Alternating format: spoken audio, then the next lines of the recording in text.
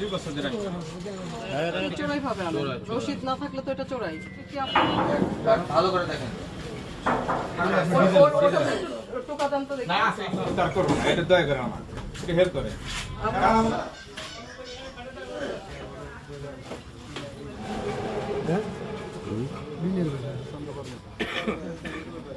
আইন অনুযায়ী অপরাধ। পেট্রোলিয়াম আইনে এই মুদ্রা তোলেন এই যে এবারে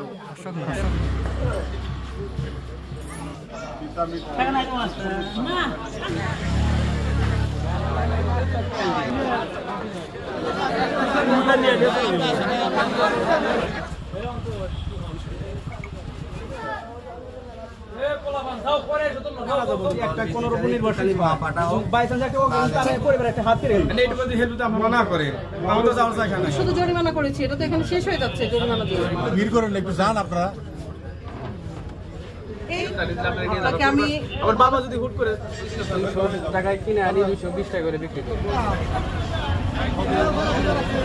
আমরা জানতে পারি যে এরকম এই এলাকাতে 2টা দোকান আছে। আমাদের অফিসার ইনচার্জ সহ আমাদের পোস্ট নিয়ে আমরা সবাই আসি, এসে আমরা এই দোকান দুটাতে অভিযান চালাই। অভিযান চালানোর পরে আমরা এই অবৈধ ডিজেল তেলগুলো আমরা পাই। এটা হচ্ছে এরা আমাদের কোনো ভ্যালিড ডকুমেন্টস দেখাতে পারে নাই, এবং আমাদের সাথে যে আমাদের উপজেলা প্রশাসন আছে এনারাও খুব আন্তরিক, তাদেরকে সাথে সাথে জানানোর সাথে সাথে তারা আমাদের সাথে শেয়ার হয়। হাট এলাকায় মোবাইল কোর্ট পরিচালনা করা হয়। এখানে 2টি দোকানে হাসমত এবং সালাম দুজনের দোকানে হচ্ছে পেট্রোল, ডিজেল এবং কিছু অকটেন পাওয়া যায়। সেখানে তাদেরকে অর্থদণ্ড প্রদান করা হয়। পেট্রোলিয়াম আইনে উভয় ব্যক্তিকে পৃথকভাবে 10,000 টাকা অর্থদণ্ড প্রদান করা হয় এবং অনাদায়ে 30 দিনের বিনাশ্রম কারাদণ্ড প্রদান করা হয় এবং অর্থদণ্ডের টাকা তাৎক্ষণিকভাবে আদায় করা হয়।